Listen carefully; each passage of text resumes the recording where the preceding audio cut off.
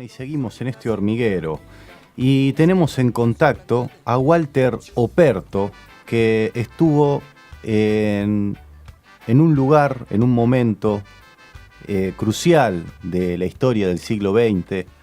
Estamos hablando después del asesinato del Che en octubre del 67.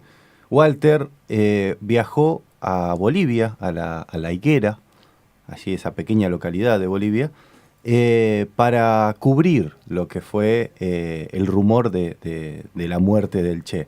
¿Qué tal, Walter? Franco te saluda, muy buenos días. ¿Qué tal, Franco? Buen día a todos nuestros oyentes. ¿Qué tal? Buenos días. Marita. Bueno, ¿qué tal? Es un gusto, estamos emocionados de tenerte en el programa. Yo también. También está Oscar. Me emociona mucho además ese recuerdo. Bien, quiero que nos gustaría que nos cuentes cómo fue cuando te enteraste de que ibas a viajar hasta Bolivia, porque no estaba confirmado que el Che estaba en Bolivia de alguna manera, ¿no? No, recién se conoce en esos meses de ese año de 1967. Es decir, yo estoy haciendo acá una información a pura memoria, les comento, de un hecho que ocurrió hace 46 años. Pero si bien recuerdo que la presencia del Che no se conocía en el mundo, es decir, había un montón de rumores de que Fidel lo tenía preso, de que estaba combatiendo en el Congo, de que había muerto. Bueno, era un misterio la presencia del Che, la existencia, si vivía, si no vivía y dónde estaba. Al mismo tiempo que esas hipótesis estaban en los diarios del mundo, en Bolivia, desde hacía 8 meses, 9 meses, hablando de octubre, es decir, más o menos en enero, febrero comenzó un foco guerrillero, una experiencia de guerrillera foquista campesina en Bolivia. Y lo que se conocía es que al frente de esa experiencia, de esa guerrilla, estaban los hermanos Inti y Coco Peredo, que eran dos dirigentes del Partido Comunista Boliviano de la zona del Beni, la zona campesina de Bolivia. Y eran dos columnas formadas por 10, 12 guerrilleros que estaban siendo perseguidos por un grupo de militares de élite, Rangers se llamaban, que habían sido entrenados en Estados Unidos. Pero para nada se hablaba de la presencia del Che. El interés periodístico que había sobre ese foco guerrillero era que, bueno, su existencia después de la Revolución Cubana, claro, ¿no? Así que un poco los periodistas que estábamos interesados en estos luchadores sociales, seguíamos, ¿no?, con día a día el acontecer de lo que estaba ocurriendo en Bolivia, que estaba gobernado por una dictadura militar dirigida por el general Barrientos. ¿Y cómo fue que en todo este entorno? Bueno, quien da la información de la presencia del Che en Bolivia es el gobierno de Bolivia cuando se lo captura. Incluso la información oficial de ese día 8 de octubre, sí. 8 de octubre, ¿no? Informa de que el Che había sido capturado con vida, que se había entregado después de un combate de 5 o 6 horas en la quebrada del Yuro contra un centenar de militares Rangers conducidos por el capitán Gary Prado, y era la última columna, porque una columna, precisamente la del Inti Peredo, había sido aniquilada un mes antes, y esta última columna, formada por 12, 13 guerrilleros, no más de eso, estaba siendo perseguida por el grupo Rangers. Y bueno, dicen que el Che se entrega, que levanta una bandera blanca y herido en las piernas, había recibido una una ráfaga de ametralladora en las piernas, que lo dejó fuera de combate, y que gritó: soy el Che, no me maten, para ustedes valgo más vivo que muerto. Esa es la información, ¿no? Con estas palabras que habría dicho el Che en ese momento, que da a conocer el gobierno de Bolivia al mundo, ¿no? Bueno, es ahí donde nosotros viajamos, teníamos preparado más o menos el viaje porque sabíamos que estaba muy cerca el desenlace de esa experiencia guerrillera, y viajamos en avión, en un avión de la empresa. Yo trabajaba en la editorial Sarmiento, que además de tener un canal de televisión, tenía Radio Colonia, tenía el diario Crónica, la revista Así es Boca y la revista Sí, que era una revista muy popular, que se vendían más de 1 millón y medio de ejemplares semanales, llegó a venderse, tenía 3 ediciones, y que se dedicaba, además de los hechos policiales, porque muchos la recuerdan como una revista amarillista, pero había ahí un grupo de periodistas que estábamos interesados a partir de Así, de contactarnos con lo que eran las luchas sociales de ese momento, ¿no? ¿Y qué se encontraron cuando llegaron allá a Bolivia? Bueno, viajamos viajamos a Santa Cruz de la Sierra, hicimos noche en Santa Cruz de la Sierra, y al día siguiente el piloto era Miguel Fitzgerald, el piloto que plantó la bandera en un vuelo solitario en las Malvinas, mucho antes de la Operación Cóndor, y quiero decir que era un piloto muy entrenado para aterrizar en cualquier lado. No había carta de navegación hacia Valle Grande.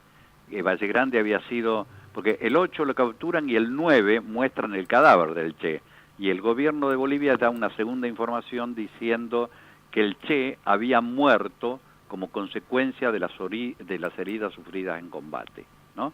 Esa es la información que se da. Nosotros llegamos a Valle Grande volando de Santa Cruz de la Sierra, y vamos a donde fue exhibido el cadáver, en el Hospital Señor de Malta, ahí de Valle Grande, y bueno, y ahí comienza mi investigación, que son unas horas. Nosotros no permanecemos más de 3-4 horas en ese lugar. Lo primero que hice fue entrevistar al coronel Centeno Anaya, que era el jefe militar de mayor rango en el lugar, que me relata todo esto. Él insiste en la teoría de que el Che había muerto por las heridas sufridas en combate. Yo le pido entrevistar a unos soldaditos, me niega la presencia de soldaditos en Valle Grande. Yo quería hablar con soldaditos para que me contaran un poco en detalle cómo había sido el combate final del Che. Y después de verlo a Centeno Anaya, voy en busca de uno de los médicos que le había hecho la autopsia al cadáver del Che, el doctor Martínez Caso. Lo entrevisto en su casa y me describe las heridas, 8 o 10 heridas de balas, en el hombro derecho, en las piernas, rodillas, pero una herida que aparece en la altura de la tetilla izquierda, que es mortal. Él me lo dice, que es mortal. Yo ligo esta autopsia, lo que dice el médico, le pregunto, le digo: doctor, una persona con una herida de esas características en el corazón, ¿puede decir soy el Che? Me dice: no, la muerte es instantánea. Entonces ahí aparece la primer contradicción con el informe oficial. Y él mismo me dice, el médico me da la información, por eso el azar en periodismo y la suerte tienen mucho que ver, ¿no? Para a veces conseguir notas como esta, que me dice, ¿no hablaron con los soldaditos que están heridos? Digo, no, ¿por qué? ¿Dónde están? Dice, en el Hospital Señor de Malta hay algunos. A ver, deme algún nombre. Me dice el soldado, bueno, yo no recuerdo en este momento, me dio el Choque, me dio uno de los nombres era Choque, me dio un par de nombres más, y bueno, y yo venía de ver a Centeno Anaya, donde me negaba la presencia de esos soldados, así que bueno, fuimos al hospital, ya no pedimos permiso, sino que dijimos buenos días. Yo estaba con Hugo Lazaridis, que era mi fotógrafo, y en ese momento se había sumado a nosotros Chousinho, que era un camarógrafo que filmaba para la Columbia Televisión Color, para la televisión norteamericana, y ya éramos 3. A paso militar dijimos buenos días, la guardia se abrió, entramos al interior, al patio central del Hospital Señor de Malta, un patio de arquitectura colonial, con las típicas 4 galerías grandes en los costados, el aljibe en el centro. Yo veo pasar una enfermera en el fondo de una de las galerías, le pregunto, enfermera, le grito, ¿dónde está el soldado Choque? Y me señala una puerta, allí, señor, me dice. Y bueno, vamos a ese lugar, es una habitación, hay 6 o 7 soldados heridos en sus camas, ¿quién es Choque? Yo, señor. Y bueno, y ahí tomamos el testimonio, lo fotografiamos, Chousinho lo filma, yo les pregunto, ¿ustedes vieron vivo, muerto al Che? Lo vimos vivo, y cuando nos mataron al día siguiente. Bueno, hacemos esa nota y alguien ve que se está haciendo un trabajo periodístico no permitido, grita, llamen a la guardia, y ahí es donde nosotros salimos a las corridas por el fondo del hospital, hasta la canchita de fútbol, donde teníamos aterrizado el Cessna, el avioncito, porque no había en Valle Grande en ese momento aeropuerto, y así pudimos salir de ese lugar y llegar a Buenos Aires con esa primicia.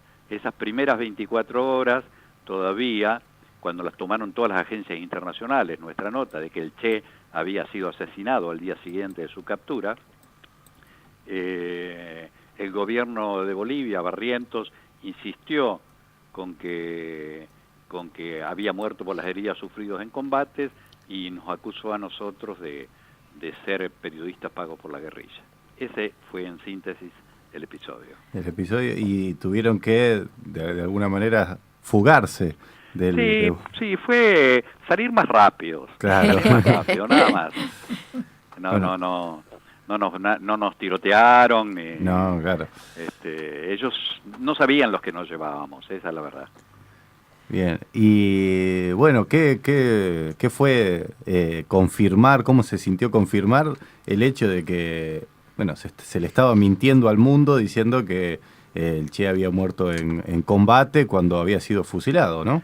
Claro, bueno, eso se decidió, creo, en el más alto, en el gobierno de Bolivia, pero con la intervención también de Estados Unidos y de la CIA, se supone, ¿no? Porque yo tengo una hipótesis sobre por qué lo matan, porque a él le prometen, Gary Prado tiene una charla, incluso Gary Prado escribe un libro, está en las librerías, donde él tiene un diálogo con el Che y cuenta que el Che le pregunta, dice, yo voy a ser juzgado, como estaban siendo juzgados en ese momento Ciro Bustos y Regis Debray, el francés, el teórico de la guerrilla foquista, que habían sido capturados cuando después de ver al Che, de encontrarse con el Che clandestinamente, intentan abandonar Bolivia, pero son capturados por el ejército boliviano, y en esos días estaban siendo juzgados en Camiri, ante una presión mundial a favor de Ciro Bustos y de Regis Debray. Entonces, el Che le pregunta a Gary Prado, dice, yo también voy a ser juzgado como Debray y Ciro Bustos. Sí, claro, le dice Gary Prado.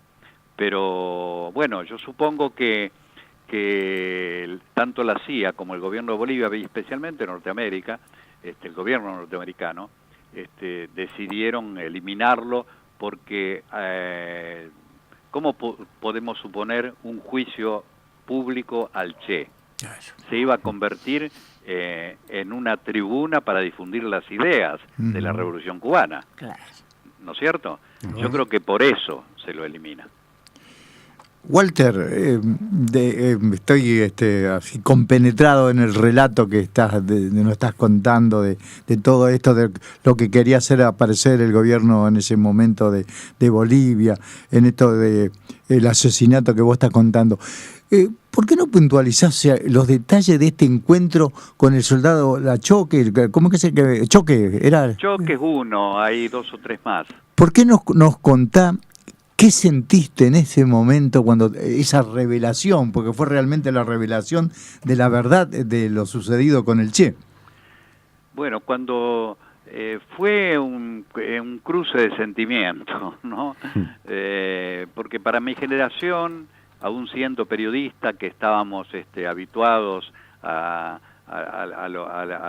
los sacudones de la política, a la represión, a los crímenes,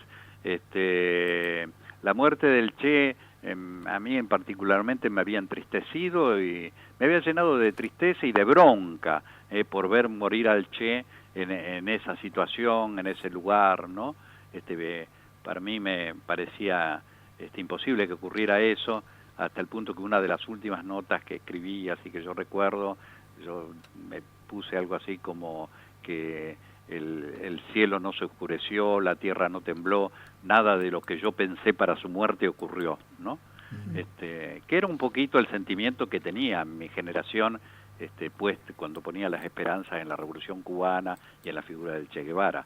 Así que los soldaditos, yo no los vi como enemigos del Che. Para mí había una confusión, porque los soldaditos eran de procedencia campesina, muy pobres, y era por los que peleaba el Che. Sin embargo, la historia los había enfrentado en un combate militar, ¿no? Para mí era una gran confusión. Así que yo, así si sentía tristeza por el Che, también tenía mucho cariño por esos soldaditos, ¿no? ¿Cómo marcó esto tu carrera, Walter? Bueno, de alguna manera yo con el tiempo fui dándome, si los periodistas, ustedes me hacen marcar un antes y un después, pero para mí en ese momento no provocó ningún cimbronazo, más allá de la tristeza y la bronca que me dio como a tantos millones de personas y sobre todo jóvenes, la muerte del Che Guevara. Pero bueno, porque fue una muerte, lo del Che fue una derrota militar, no, en todo caso digamos un fracaso militar, pero no fue un fracaso, porque el día del fracaso militar nace la victoria de sus ideas, ¿no? Que se despliegan por todo el mundo como una consigna y una bandera y la toman sobre todo corazones de lenguas extranjeras. Así que hay una gran victoria en ese fracaso militar. Así que no sentí una pérdida de conducción del mundo nuevo, el hombre nuevo que queríamos alcanzar, sino que el Che muero, pero nos llena de alegría y esperanza. Y yo creo que yo también sentí eso, porque para mí, bueno, esto yo lo cruzo con el periodismo. Yo tanto el periodismo y el teatro, que son y la militancia política son las tres patas de la silla con que siempre me senté. Para mí el periodismo formaba parte de la misma militancia, ¿no? Así que fue doloroso, pero no fue un corte en mi vida, ¿no? Walter, Claro. y yo siempre me pregunto al leer por ahí la historia de cómo fue el desenlace, de la falta de comunicación que tuvo ese foco en Bolivia, de que tendría que haber estado más cerca de los mineros y no tanto de los campesinos en Bolivia, todas esas teorías que se fueron tejiendo después, ¿no? Sí. ¿Qué opinión tenés sobre esa última etapa y qué posibilidad había si se hubieran dado otras cosas de que se hubiera resuelto de otra manera, ¿no? Bueno, cuando la revolución, Fidel Castro y el Che deciden desarrollar un foco de esas características en Bolivia, piensan en la zona minera, Uh-huh. pero se ponen en contacto primero con el que era el secretario general del Partido Comunista, Monge, Sí. el secretario general del Partido Comunista en Bolivia. Le plantean la colaboración primero y también le señalan desarrollar en la zona del Beni, en la zona campesina, porque ahí están el Inti y el Coco Peredo, que son los dos jefes de la guerrilla, y los más leales al Che. Y cuando se le pregunta a Monge por carta, se le pide apoyo para desarrollar eso, Monge de alguna manera les adelanta que es el lugar equivocado. Él les dice que en esa zona no hay suficiente desarrollo político como para llevar adelante una experiencia de esas características, que el lugar de Bolivia ideal para llevar esa experiencia es la zona de Minas, de Catavi, pero ahí el Partido Comunista no tenía cuadros políticos, no tenía estructura. Eso se lo dice Monge a Fidel en una carta, y porque ahí estaba dominado por la conducción del PRT. Del PRT es, no es PRT, bueno, algo así, ¿no? Con R y con T. Sí. Revolucionario. Sí, seguro. El de Lechín. Ajá. El grupo de Lechín. Y el PC no tenía conducciones, líderes, no tenía estructuras en esa zona. No obstante ese informe negativo, no obstante el Che y el INTI y el COCO deciden desarrollar el foco. Pero si vos lees el diario del Che, yo tengo el primero que lo sacó la Revolución Cubana, digo el primero y lo señalo porque después hubo otros con correcciones, pero ese primero, vas a ver que ahí en el desarrollo de ese diario de guerrilla, que lo escribe durante 5 o 6 meses,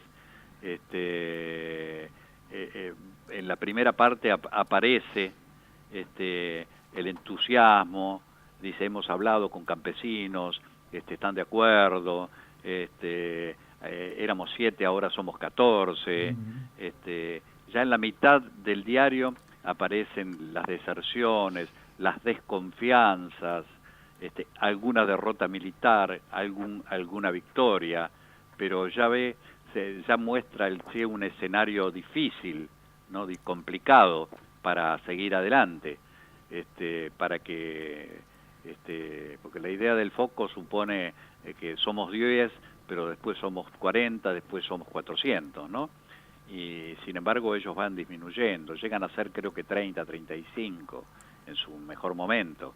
Y en el final ya aparece la desilusión, la desesperanza del Che, cuando él comparte, creo que 20 días antes de su muerte, comparte la caja de un camión para trasladarse de un lugar a otro, y donde también viajan un grupo de campesinos, y el Che después de ese viaje escribe, dice, uno les habla a los campesinos y en el fondo de los ojos aparece una lucecita como si se estuvieran burlando de nosotros.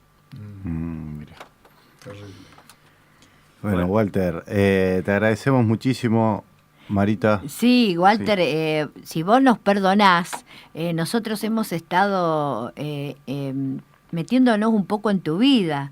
Sí. Porque tu vida no ha sido solo este momento que por ahí tomó mucha notoriedad, el descubrimiento de la verdadera causa de la muerte del Che, sí, sino que hay otras cosas que a nosotros nos interesaría muchísimo seguir compartiendo, como por ejemplo ese último reportaje que le hiciste pocas horas antes de su asesinato al sindicalista Rucci, sí, tu amistad compartida con el sacerdote Carlos Mujica, sí, y tantas otras. ¿Nos sí. darías permiso para que nosotros siguiéramos conversando con vos en otros programas? Sí, con mucho gusto, con mucho gusto. Yo soy el agradecido, Marita. Sí, si ustedes creen que tiene interés todo esto, adelante, vamos. Pero cómo no. Bueno. Muchísimas gracias, Walter. Sí. Bueno, nos has contado una página de la historia que, bueno, se habla así cuando viene el 8 o 9 de octubre, cuando asesinaron al Che, y por ahí aparecen las imágenes de las películas, las últimas, pero las cosas, la verdadera historia, lo que fue ir a ese hospital, las versiones que circulaban, cómo viajaron ustedes, esas cosas fabulosas de la historia que, bueno, quedan para la anécdota de la muerte de un hombre, pero para la eternidad de una pasión y de una idea que tenía el Che, ¿no? Y para nosotros, Walter, tomar contacto con vos y aprender de este oficio del periodismo, que vos lo vas enlazando con el teatro y con otras cuestiones, es muy importante, porque te quiero aclarar que acá no somos periodistas. Bueno, yo cuando comencé no era tampoco. Ah, mira, nosotros decimos, no somos periodistas, tampoco somos merdioristas, somos simplemente en esta radio comunitaria vecinos que hacemos radio, y poder tomar contacto con un periodista como vos realmente nos hace crecer muchísimo. Bueno, pero ustedes fueron periodistas que me hicieron preguntas muy interesantes, así que son mucho más que periodistas. Ay, muchas gracias. Muchas gracias. Yo les agradezco mucho. Walter. Así que bueno, estoy a disposición de ustedes. Cuando quieran nos coordinamos y bueno, y charlamos otro ratito de algunas otras cosas. Buenísimo. Dale, y como siempre decimos, saludamos a nuestros amigos que invitamos, que como somos hormigas, estamos en un hormiguero, te mandamos un choque de antenas. ¿Choque de antenas? Así es. ¿De antenas de hormigas? Claro. Qué linda imagen, Bueno, será hasta luego, Walter. Yo siempre, cuando se plantean sucesos así incomprensibles, tenía un amigo poeta, Joaquín Januzzi, que decía, pero escúchame, ¿cómo vamos a entender esto? Si hace miles, millones de años que el hombre convive con las hormigas y todavía no pudo comunicarse. ¡Qué fantástico! ¡Qué bueno! Bueno, Hasta la un abrazo próxima. a todos. Otro para vos, Gracias. gracias. Gracias.